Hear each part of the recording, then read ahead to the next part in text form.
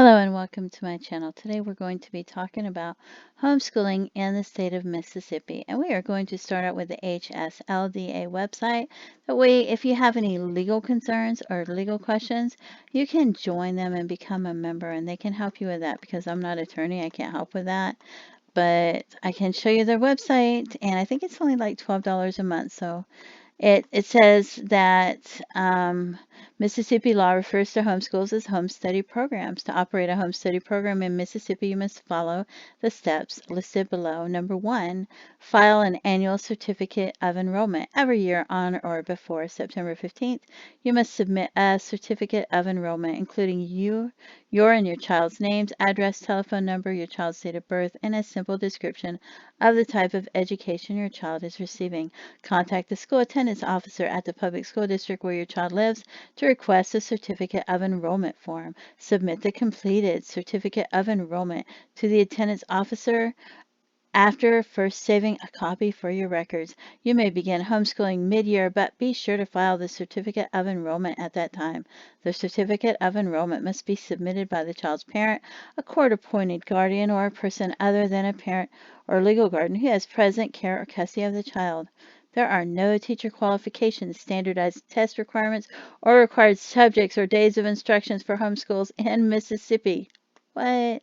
And this could change at any time because sometimes these change year to year. It is up to you to choose the subjects that you will teach in your home instruction program, although public schools are required to be in session for 180 days every year. This requirement does not apply to non-public schools. But I'm going to mention some of the things, like if you decide you want to keep a portfolio or a binder, a lot of people do, you can take placement tests on the internet at the beginning of the year, assessment tests to see where your student is, and you can put that in your binder or your portfolio to help you decide what you want to teach them and come up with a goal for the year. Your state homeschool laws, you might want to print that out, date it, and put it in your binder. If you end up having to file any forms, you want copies of those forms that you file, and you want if you can get those stamped and proof that you've turned those in, put that in there. A couple of calendars for attendance, maybe one a tentative calendar and one the actual calendar used. When you're brainstorming your favorite resources and you don't want to lose them, you might want to put that in there. An actual list of the resources you're going to end up using that year. Any curriculum, whether it's online curriculum or workbook curriculum, at the contents page, you might want to print that in there. Proof of field trips, like a leaflet or a flyer with a date written on it and maybe a photo of the student on the field trip, or have them write up a paper about their favorite part of the field trip and date it and put it in there. Sample work, and you can choose whether you want to showcase their best work or do show progressive, or show a variety of skills, and you might want to put that in that binder. You might want to have a binder for yourself and one for your student. You don't have to, it's up to you, but it's an excellent keepsake. Weekly schedule, you might want to create a weekly schedule. Let's say Monday, Tuesday, and Thursday and Friday are pretty much the same, but maybe Wednesday afternoon you want to teach them cooking skills for a month for Wednesday afternoons. And then maybe you want to do candle making the next month for the Wednesday afternoons, and you want to write that down. Maybe Friday after lunch you want to teach them um, with playing board games like Scattergories or Monopoly or things like that. So, or reading magazines that they got in the mail that are social studies or history or whatever. Science, you might want to use that in your weekly schedule. Daily log of activities, you might want to put down day one, the date, the time, the subject, whether it's on the internet or through a book, the name of the website or the book that you're using, and the activities that they're doing. If they take standardized tests, you might want to put that in there.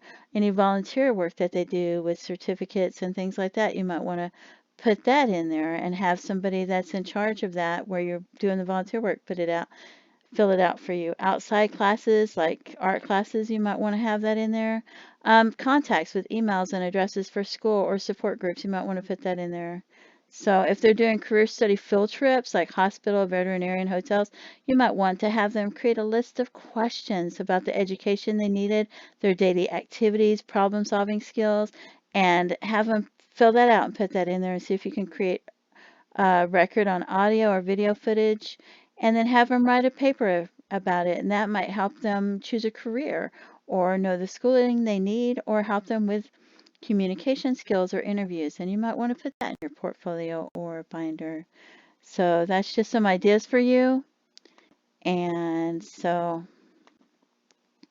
And this is Mississippi Department of Education. They're frequently asked questions, and you can pause this to read this. I'm not going to read this all to you, but I just have it here in case you thought you might need it. And you can look it up online if you like to go over it, and you can print it out, put the date on it that you printed it out, and throw that in your binder if you like. So, and here I want to give you this is some assessment and placement tests, and a good place for you to find them. And here's one of them so that you can see, so that will help you. You can see if they're making simple mistakes or if they need to review something or if they're really starting to struggle in an area. So you can tell what level they're on. And this will help you with that. And you can find different assessment tests on the internet to help you create your goals of what you're going to be teaching them that year. And they may not be in the same level that they are in math as they are in English or reading. So, and this one right here, if you're never homeschooled or you're trying to come up with a list of supplies, this is just an idea of a way to do it so that you can create a list of your favorite resources, your favorite books, art supplies you might need. So this might help you, and you might brainstorm with your favorites, and then you can highlight the ones you're actually going to use if you want, or create two different lists, one with the list you're going to use and the other one. That way you can look back on it next year and say, oh, I had this brainstorming this great idea that I wanted to use and I'm going to use it this year. And then there it would be. And you can see where I got this one in the upper left hand corner, and it's an attendance record you can print out. So you can print that out and put that in your binder. You might want two of them in case something happens to one, and that way you can put your attendance record. And this is IXL, and you can easily print out the contents and the curriculum you're going to be using and put that into your binder. And I think it's like $20 a month if you want to use that one. There's Khan Academy, which has free curriculum from pre-K all the way up to college.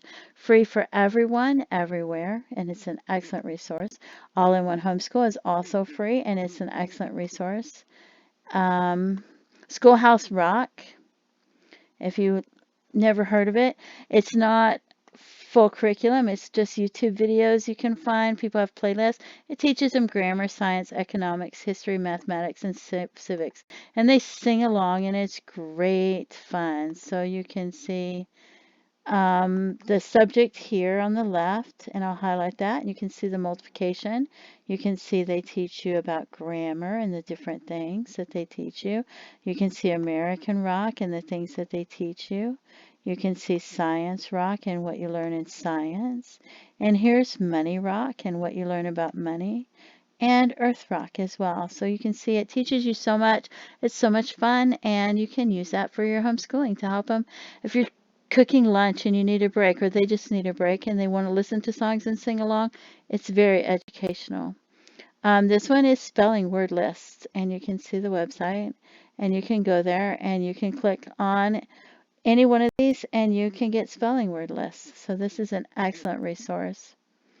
This is Project Gutenberg. If you need books and you don't want to go to the library, you can just click on the book and there it is. You just click on it and you can read it right there on your computer. If you do go to the library, you might want to give them a certificate of achievement when they learn the library skills. So I put that in your binder. This one is another excellent resource, and it has thousands of books, and you just click on it and then you can just read it right there, and it has the pages, and you can turn the pages on the right hand corner to the left and to the right, and it has like 4,000 or 5,000 books. This one is for middle school to college students, and you can see the subjects on the left. And this one is for middle school students for 6th, 7th, and 8th grade. It's called athomemiddleschool.com. And this one is also an excellent resource. You can see it in the upper left-hand corner and the name at the center of the top. And this one is amazing. If you click on this year R to year 6 and the material that it has, you will be surprised. It's an excellent resource. And joining homeschool support groups. If you have questions, you may not even know that you have questions, especially if you have high school students that are going to go to college or join the military.